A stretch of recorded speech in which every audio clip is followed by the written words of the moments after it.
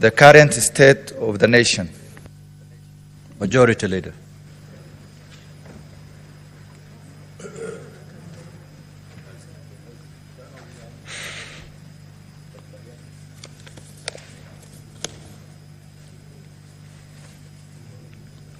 Mr. Speaker, sir, I beg to move the following motion, that the current state of the nation, recognizing the state of the nation at this moment, the ongoing protest following the passing of the Finance Bill, National Assembly Bill number 30 of 2024, on the 25th of June 2024, by the National Assembly, the loss of lives, maiming and loss of property that has been occasioned following this protest, cognizant that pursuant to Article 115(1) of the Constitution, His Excellency the President of the Republic of Kenya declined to assent to the bill and referred it back to the National Assembly with recommendations to delete all clauses of the bill, acknowledging that the conversation on the finance bill has triggered a broader important public conversation on the question of the high cost of living juxtaposed against the wasteful expenditure in all public institutions, including Parliament. Further acknowledging the issues raised by the youth and other members of the public to do with corruption, impunity, incompetence within state and public appointments, opulent lifestyles of public officials, unemployment and high cost of living, among other issues bedeviling the economy. Now, therefore, the Senate, 1, calls upon the National Assembly to expeditiously consider the presidential memorandum pursuant to Article 115(2)(a). B, all government ministries, departments and agencies and constitutional commissions, including Parliament, to put in place austerity measures in undertaking their respective functions. 3, the Ethics and Anti-Corruption Commission and other government multi-sector agencies in the governance, justice, law and order sector to upscale and make concerted efforts to fight corruption. 4, the National Police Service to cease abductions, unlawful arrest, extrajudicial killings, and exercise restraint in dealing with the peaceful and unarmed demonstrators. E, release of all persons arrested for planning and participating in the peaceful demonstrations relating to the enactment of the finance bill. F, the government to waive hospital bills for persons who have been injured and defray funeral expenses for those who lost their lives during the demonstration. And G, the judiciary to prioritize and expedite all court cases relating to the enactment of the finance bill and resultant demonstration. 2, consider all the challenges facing the country and make necessary recommendations to address them.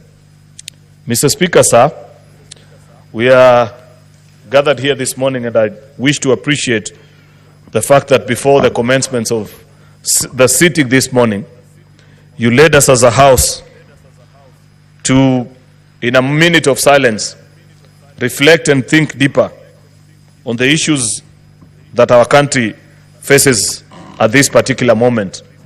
And we particularly took time to commiserate and feel the pain and the burden that it is with the families and friends of, as per the count of the Kenya National Commission of Human Rights, 39 persons that have so far lost their lives in the last 2 weeks, Mr. Speaker, as we've had these demonstrations. Mr. Speaker, we acknowledge as a House, and I'd wish to go on record about this, that this is an indictment of us as a leadership in this country, that we are in an extremely difficult place where, if we are not careful, not many countries have gotten to this point and turned back. There are some that 20, 30, 50 years are still trying to turn back, actually, after moments such as this. Therefore, this calls for introspection. This calls for a rethink. This calls for serious empathy on our part as a leader and I have said this many times on the floor of this House, Mr. Speaker, that the challenges that we face as a country, on many occasions, we have very limited choice. First, in terms of whether to tackle or not, but second and most importantly, on what has been our input as any individual who's in a position of responsibility to get the country to a better space.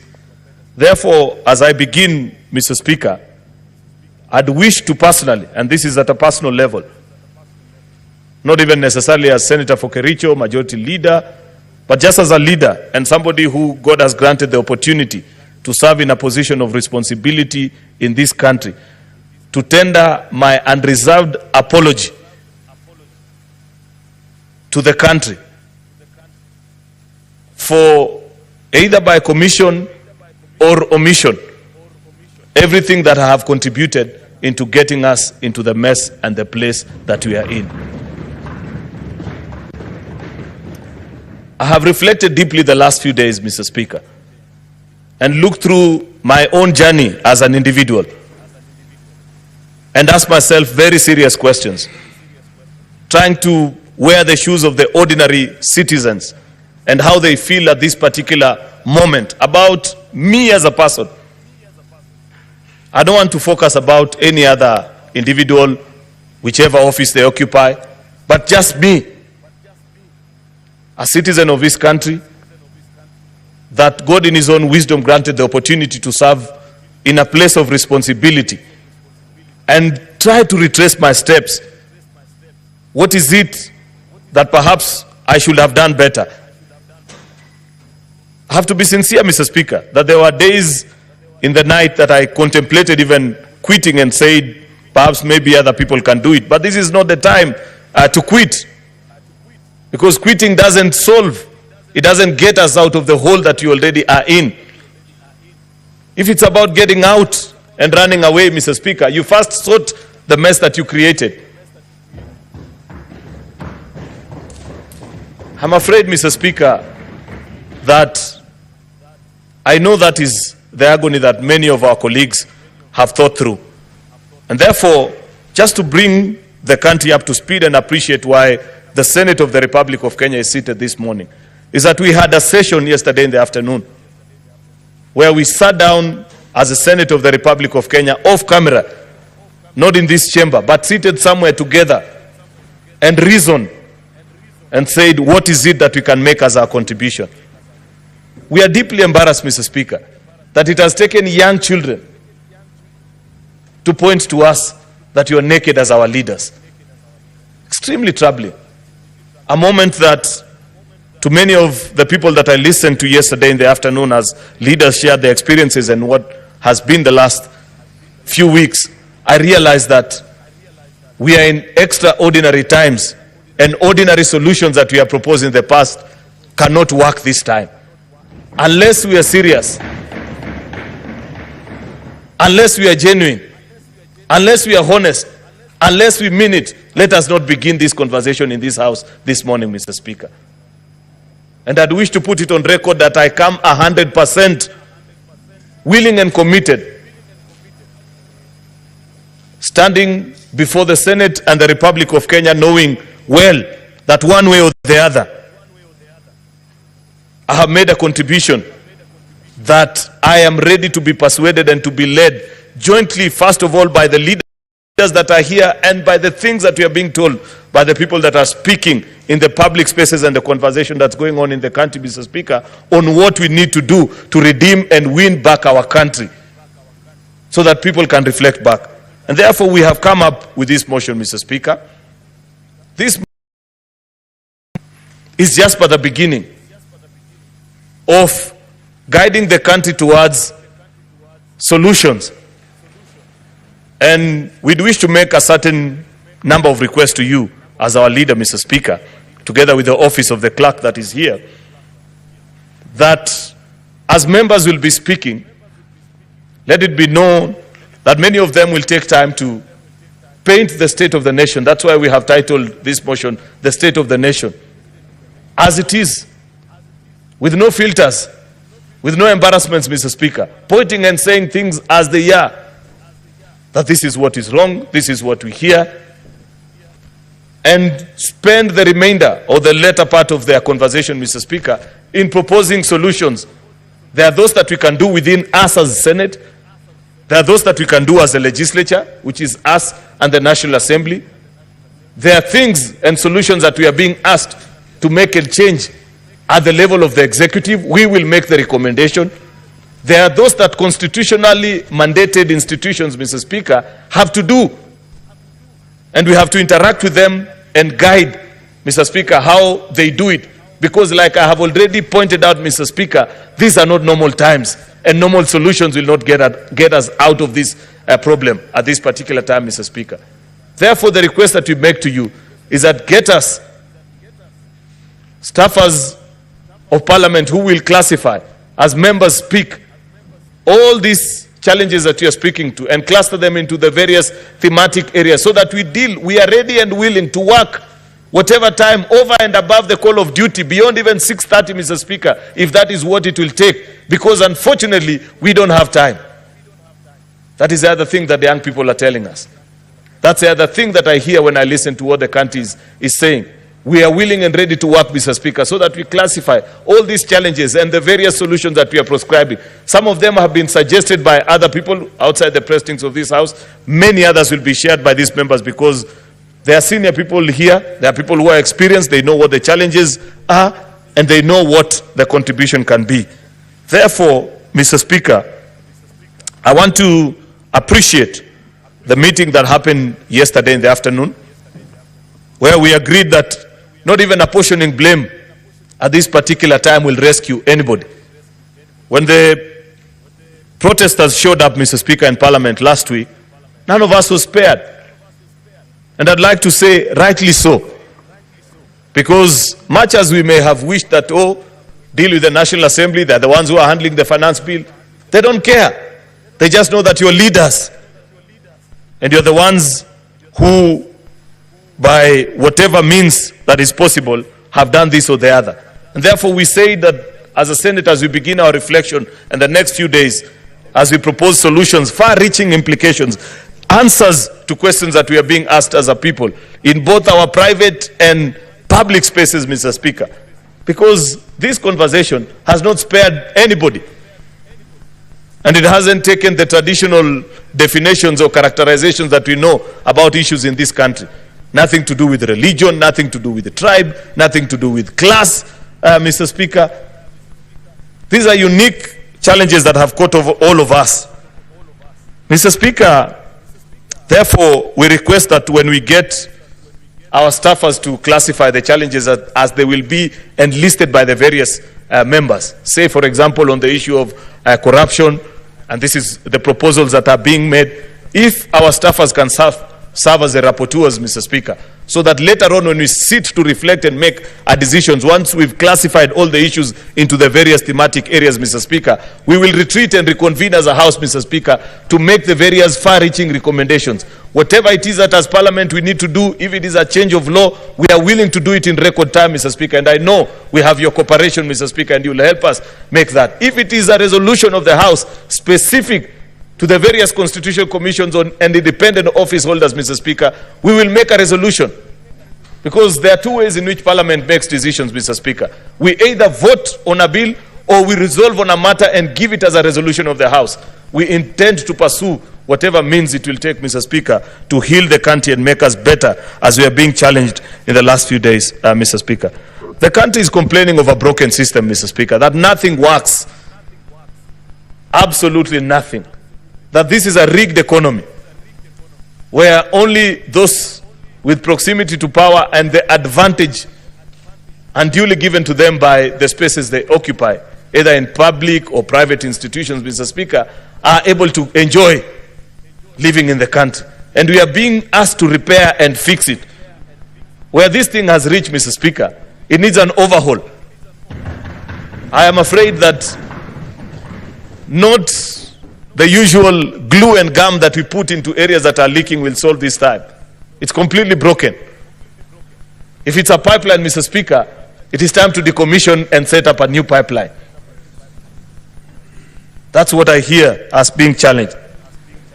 We are being told that everybody wants a fair shot at life, and not our children to get better chances at education. Better chances, Mr. Speaker. I grew through our public education systems, from primary to secondary to university, Mr. Speaker. And it was the best at that particular time. People are complaining, Mr. Speaker, that unfortunately, as it is today, nobody with a pen in this country take their children either to public, primary, secondary, or even university, because it's completely finished, Mr. Speaker. The picture of the primary schools that you all went to, Mr. Speaker, while it served and it worked at that particular time, public education is broken at this time.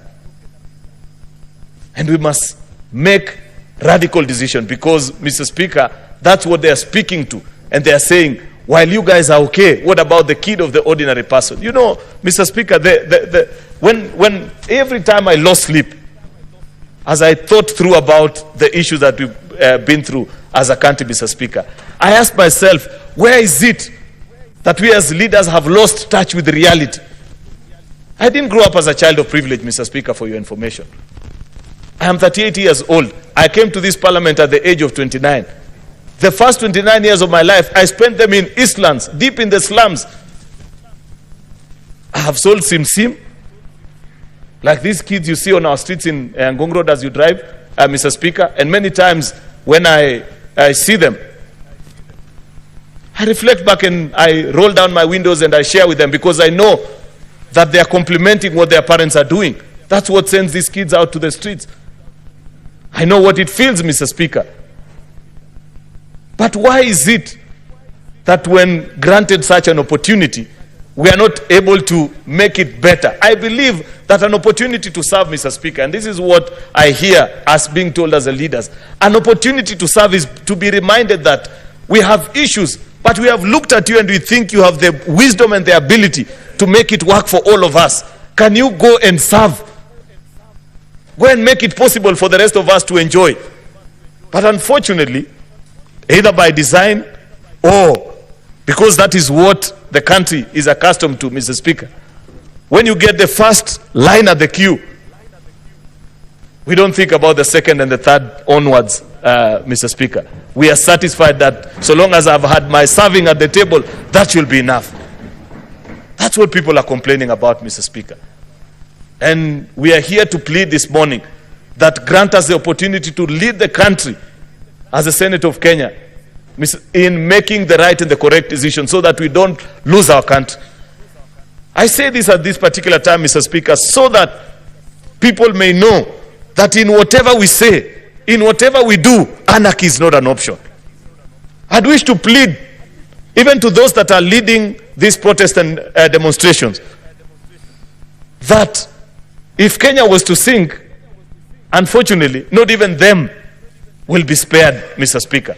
And I like the fact that many of the people have begun speaking out and saying that there are certain conditions that you must meet even as a person in some of the solutions that you are prescribing. Because you listen to what is being said in the online spaces, Mr. Speaker, some of the solutions that you can clearly see this will get us into more problems than already we are being unfortunately prescribed on us by people who are not within the borders of Kenya.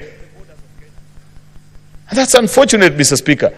But like I have said, it's not time to apportion blame and point fingers. It is time to lead the country and point them to the right direction. Because what our young people have done is that they have spectacularly, perhaps painted better than Galileo could ever paint, Mr. Speaker, a picture perfect of the reality of what it means to live in the Republic of Kenya today. Nobody could have done it any better, Mr. Speaker. And therefore, it's our duty. We are duty-bound as an institution to lead. Mr. Speaker, corruption has featured prominently in this conversation. In fact, at the heart of it, perhaps finance bill was just but a trigger. But the bigger conversation that the country is having is on the issue of corruption. And what is it that we need to do? We passed the new constitution in 2010, Mr. Speaker, and we thought at that particular time that we had finally succeeded to slay the dragon of corruption, because this is a challenge that as a country we've dealt with the last 60 years or 50, Mr. Speaker. But the question that people are saying is that instead of actually getting better, despite the fact that we have created independent offices, Mr. Speaker, it has become worse. EACC has crafted, and that's a conversation that we will need to have as a House. And eventually, Mr. Speaker, something that we haven't resolved at this point is when we have the thematic areas, shall we resolve them as a committee of the whole? There's a big thinking that says, given the national importance of this conversation, we cannot even relegate it to the committees. There are those that hold a slightly different view, and we will take time to reflect, and I am willing to be persuaded as I listen to my colleagues when they'll be speaking on this issue, Mr. Speaker, whether we deal with it as a committee of the whole. Because we must invite EACC here, Mr. Speaker. And they must tell us, Mr. Speaker, why is it that we are not succeeding? Is it the law? What is it, Mr. Speaker? What do we need to do as a country? Because what we know for sure is that the system has set up, even this design in our counties, Mr. Speaker, of saying you have an ethics and anti-corruption officer at every county, Mr. Speaker. Basically what it takes is that they are quickly captured, Mr. Speaker, and they become appendages of the corrupt system in our various counties, Mr. Speaker. The same can be said nationally. And this issue, Mr. Speaker, if we were to be honest, and I wish that the country also indulges us, is that corruption is not only a problem of leaders. It's a national problem. It's a values problem that we have as a people. We cannot just speak, Mr. Speaker, about what leaders are doing without taking time to consider and say, how do we demonetize our politics, Mr. Speaker? How do we make politics less influenced and infiltrated by the power of money, Mr. Speaker? Because unless and until a country has that conversation, Mr. Speaker, I am afraid we are not likely to win this conversation. And part of the proposal that must come out of here, Mr. Speaker, is the process of removing money out of our politics, Mr. Speaker. That has destroyed the fabric of our society. And I like the fact that listening to the president the other day, he said, and this is something that, a conversation that many of us have had many times, that even this issue of Harambee is the way it's being done, Mr. Speaker, this presentation of resources, Mr. Speaker, that perhaps it's time to ban it from us as public officials, so that when I go before people, I tell them about policies that I have made to make their life better, not the 2 million shillings that I'm carrying in my car to give them to build a classroom for them, Mr. Speaker. That's a challenge that we must be willing to accept. Because, Mr. Speaker, until, and I must repeat, until we demonetize our politics, Mr. Speaker, and the space of influence, it will continue to be a gold rush and the desire, Mr. Speaker, on every member. You know, people don't know that the cycle of and the life of a politician in this country, it involves running Monday to Thursday, collecting as much as you can, only to go and spend it on Friday to Sunday. And in fact, most of that money, Mr. Speaker, it doesn't even get to the houses of these members. People don't know. If a member makes perhaps $1 million within a week, they'll be very lucky if 100,000 makes it to do anything in their house. 900 of that money goes back to the constituency. Therefore, we must remove that demand and this desire to see members of parliament and politicians and people who are in public offices, Mr. Speaker, as if they are tools for pushing resources and money. Until we do that, but that's just the effects. What we need to address here today is a structural fight, and those that are in the justice and Mr. Speaker, law and order society, that they must come here and we must reveal to each other and tell each other, why is it difficult? EACC must appear before us, Mr. Speaker, and they must tell us this is what we need to do, so that we know, Mr. Speaker, why is it we are now in the third cycle of county governments, Mr. Speaker. Everybody knows why people can almost kill each other to be county governors, Mr. Speaker. But we don't have a solid case, not one, before any courts of law that can point out and say, this is what we have done as an institution. So that people know this is what we are doing. We will be willing, Mr. Speaker, because this has featured prominently. We are being even challenged, Mr. Speaker, as an institution on the things that we have done and said and the laws that we have passed. We must make it difficult. It must pain people, Mr. Speaker, to break the system after we repair it. The punishment must be punitive, Mr. Speaker, so that it gets to a point where people fear. You know, people don't fear to be corrupt in this country because they know what is the worst that will happen.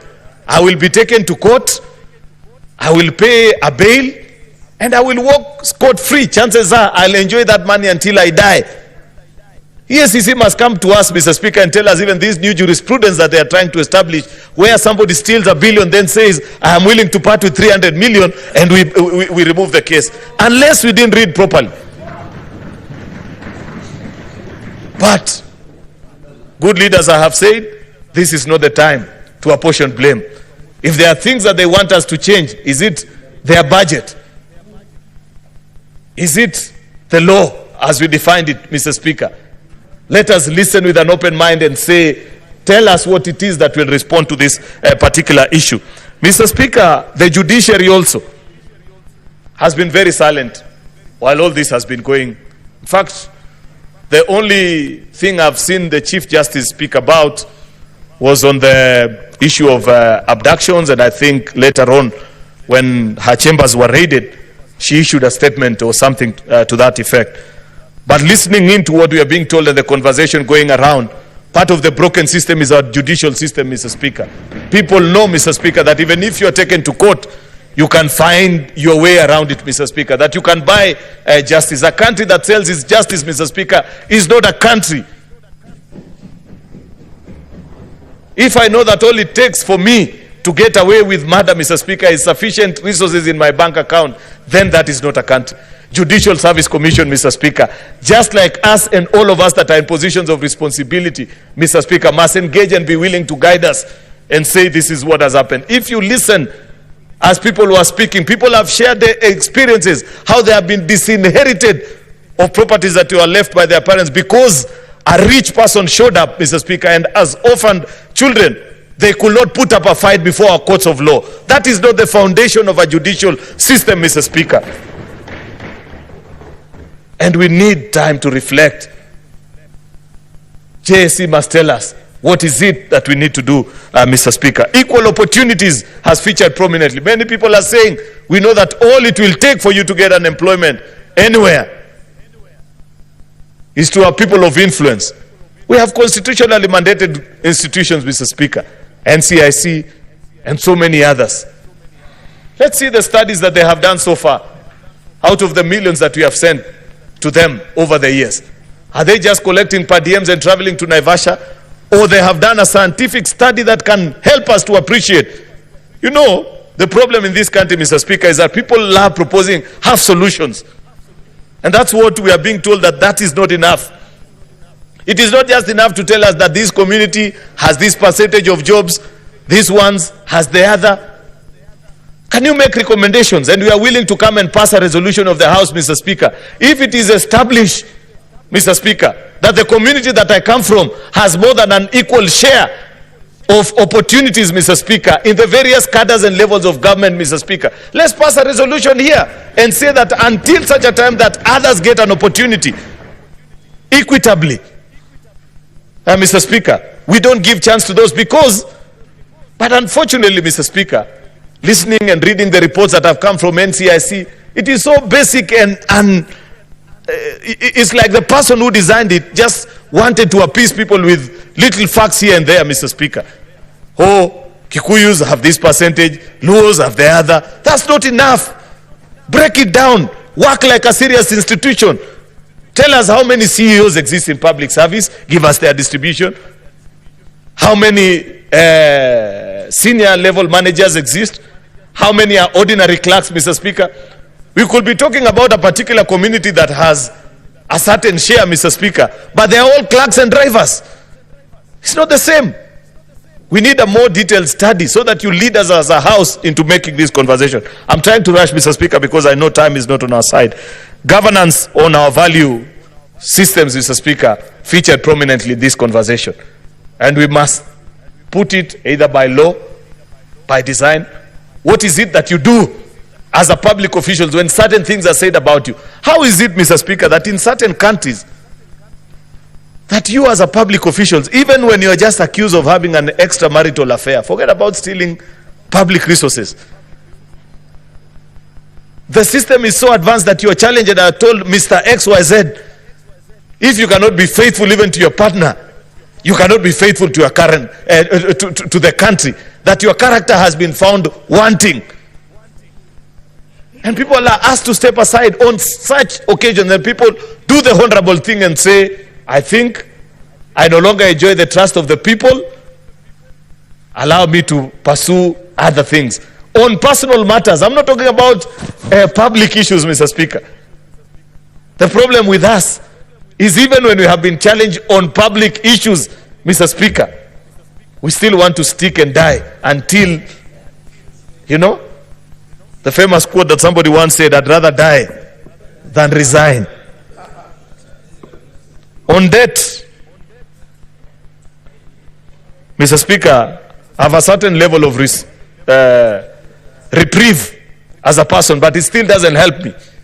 Like I said, these young people don't care, and the people that are speaking don't care, because on the two occasions that the debt question appeared before this house the last term, I voted against it, both to move it at 6 trillion and eventually when we moved it to 10 trillion, Mr. Speaker. But that doesn't help. That's history. We can point fingers and say you moved, you did this or the other. It doesn't matter at this point. The thing we are being told first, Mr. Speaker, is that when Kenyans look keenly, they are trying to locate 10 trillion in the country and they cannot see it. So they're asking, are you sure, first of all, that we owe 10 trillion? And I have made public confessions, Mr. Speaker. Those that served with us in the Budget and Finance Committee last time, Mr. Speaker, know that when we asked for Kenya's debt register, it was brought to us on an Excel sheet. No records beyond that. And you're being told, company this, you owe them this much, this is the rate at which you borrowed, and so on and so forth. It pointed out to a problem. In fact, on the day that I made my contribution and said that I reject this approval of the debt, raising of the debt ceiling to 10 trillion, that's part of the reasons that I raised that afternoon, Mr. Speaker. And I said, until Parliament has a counter copy of what the Treasury is borrowing, Mr. Speaker, and we rearrange that whole space of our debt, Mr. Speaker, we are not yet out of the woods. Therefore, I don't want to spend a lot of time on the issue of debt, Mr. Speaker, but we are being told that a public audit of our debt situation, Mr. Speaker, is mandatory at this particular point. And I know the executive will do theirs, but even us as Parliament, because it's us who failed in that regard, we must carry out our own, so that we counter-check with what the executive is doing. Parliamentary Budget Office can lead this exercise, but if they need the expertise of other audit firms, including international, reputable, established institutions that can help us in this conversation, people who know about multilateral lending, Mr. Speaker, and going to the financial markets, because there are issues of Eurobond therein and other institutions that we have borrowed from, Mr. Speaker, let us have that conversation so that we know, first of all, Mr. Speaker, what is our debt exposure. Look at even the debt ceiling change of law that we did earlier. Makes sense. We argued and said we want to change how we calculate our debt status, Mr. Speaker, as opposed to having it as a static number, make it as a percentage of the GDP, because that's a more globally accepted standard. And that's fine.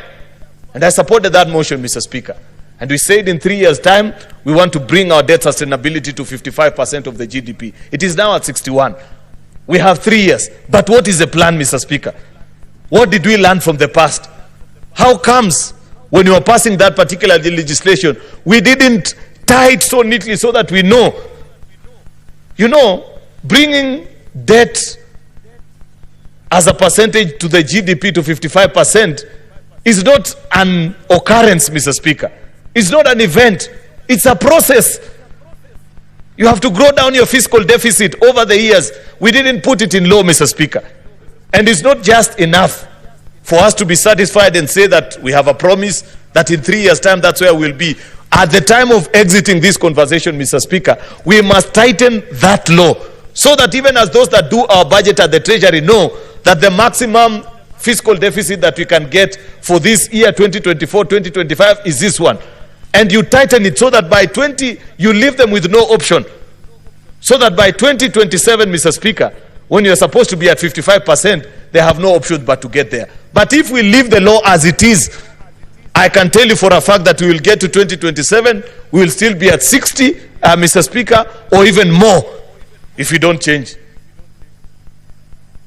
And we must make a decision, Mr. Speaker, as we sit and reflect, because debt has featured prominently in this conversation. As I move to conclude, Mr. Speaker, SRC, Salaries and Remuneration Commission, have been silent as this whole debate has been raging. Silence is not an option anymore, Mr. Speaker. They have to speak to the country.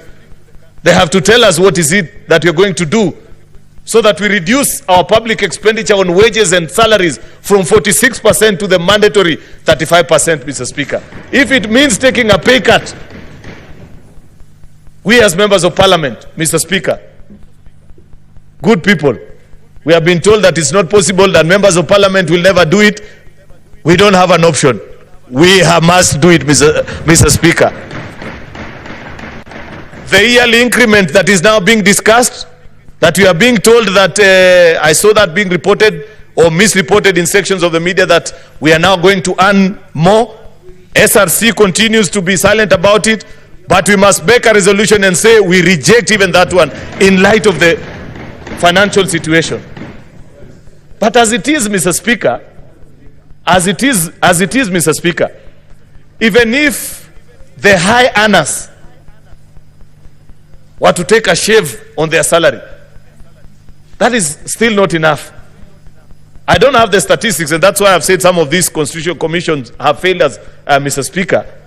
I don't know what will be the percentage of Kenyans say that earn over and above 100 and 150. But I'm certain, Mr. Speaker, they are in the slim minority of less than 10%. 90% of our public officers earn less than 100,000 and below, Mr. Speaker. And therefore, whatever savings that we can make there, let us make, but over and above, the thing that people don't like, Mr. Speaker.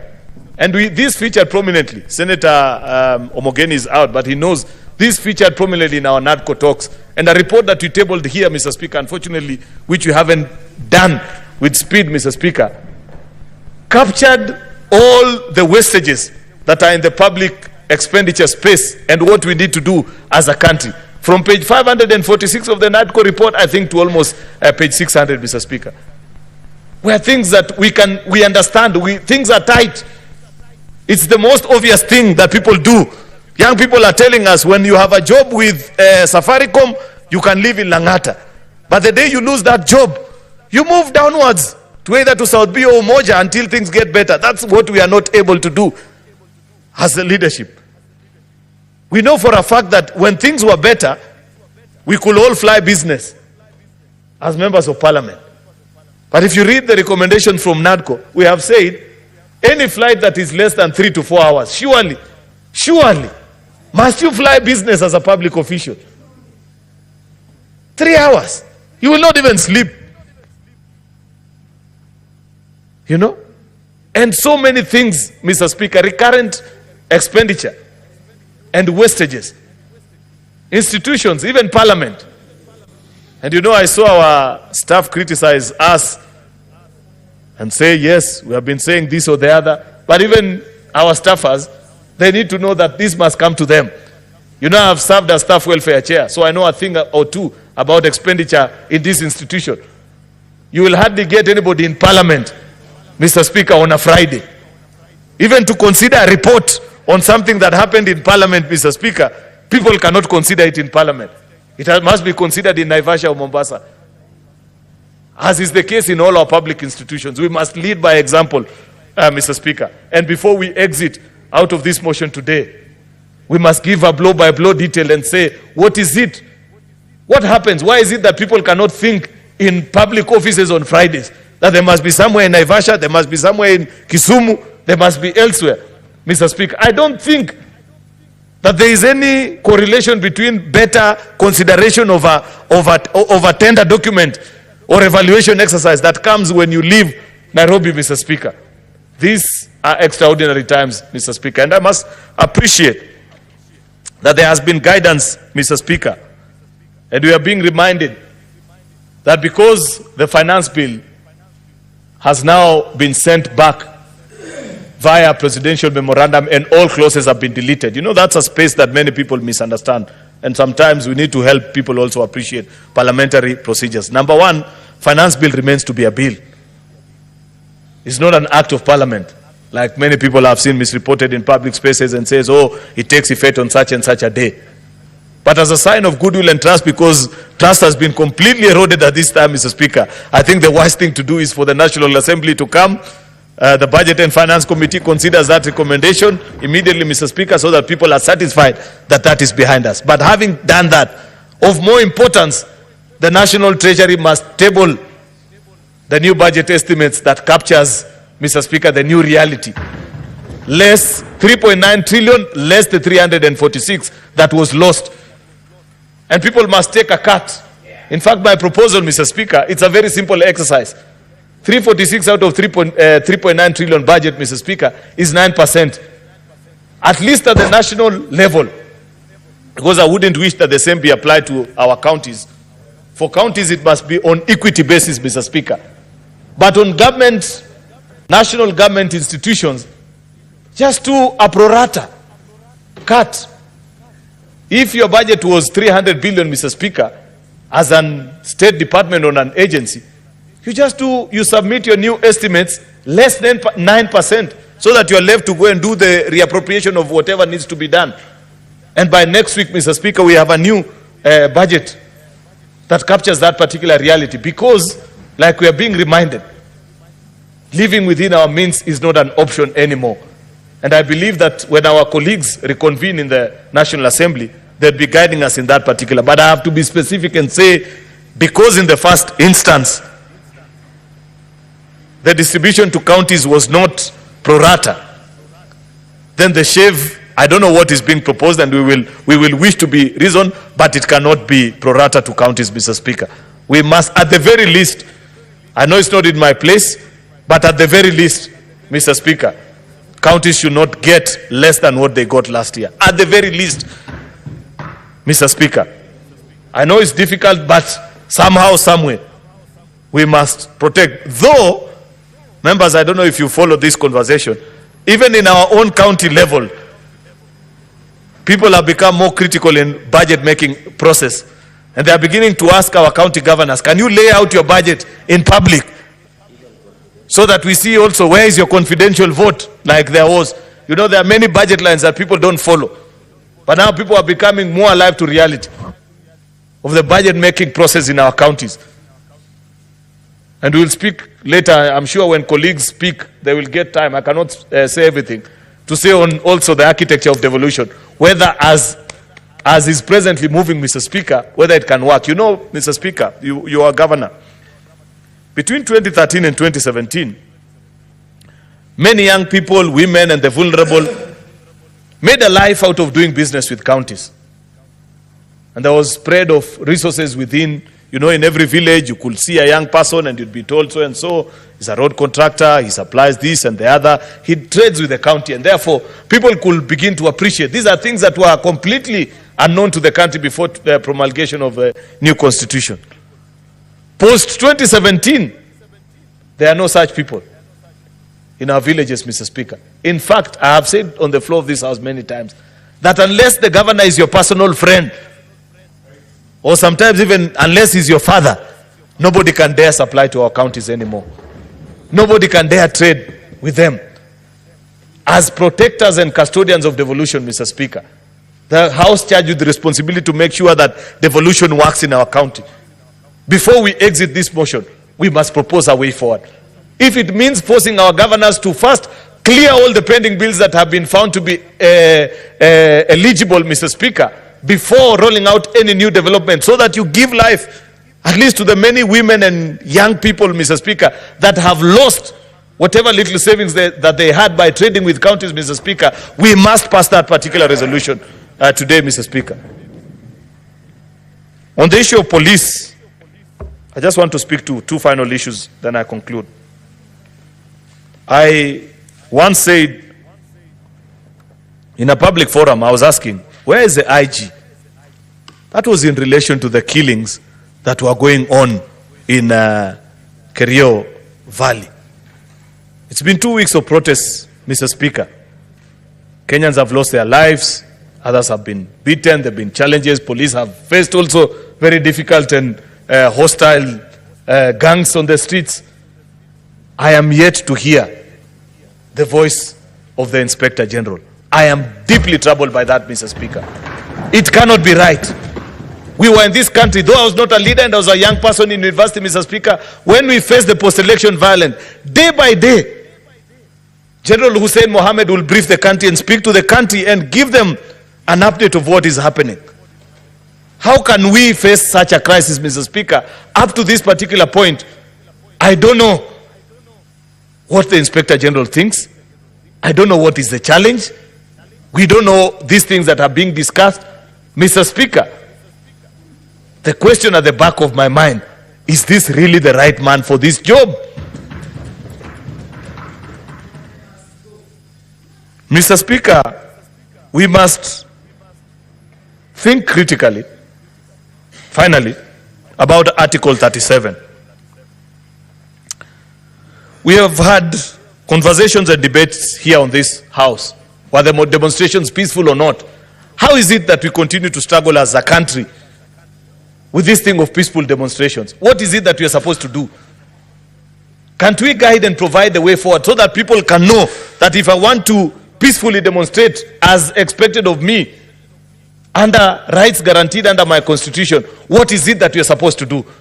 Because a new trend is emerging, and we have seen this, Mr. Speaker, where any time when you organize a demonstration, infiltration and separating between those that are peacefully protesting, Mr. Speaker, and those that want to take advantage of the environment and the climate that has been created is difficult to distinguish. And I'd wish to request the House that we don't exit on this motion until first we provide the way forward and guidance. I listened, for example, Mr. Speaker, to one gentleman, one of the organizers of the Occupy Parliament crusade, and he said, according to them, they just wanted to come and sit outside here and listen and make noise as the debate on the finance bill was ongoing. And I said, okay, fair enough. But unfortunately, in the way that they communicated, it was impossible to tell how to do that kind of an occupation. I wish, Mr. Speaker, at that point, that there had been an engagement, either with your office, because you're the person who permits this kind of engagements, so that we know how is it that if today there are 100,000 people who want to come and present a public petition to Parliament, we should be able to facilitate it. So that they know what time they'll come, what they want to do, so that we set the rules and agree, and people know. And we don't provide an environment or a climate that is right for people with sinister motives, Mr. Speaker. I know for a fact that it was not the design of the young people that wanted to protest outside Parliament for Parliament to look like it looks this afternoon. They had no intention of banning anything. I don't think it was in their design to destroy the amount of property that has been destroyed here. I don't think it was in their design, Mr. Speaker, for members to flee for their life. They wanted to come and present a petition.